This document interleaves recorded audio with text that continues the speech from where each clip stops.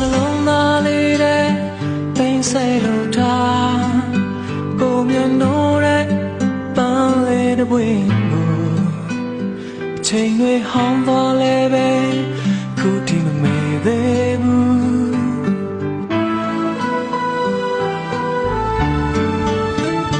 ရင်မအမြဲတမ်းတွန်းနေ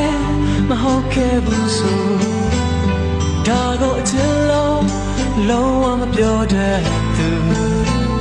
ကိုနောက်ဆုံးထွက်သက်တီမေးရတဲ့များလဲရင်နဲ့ဆွဲ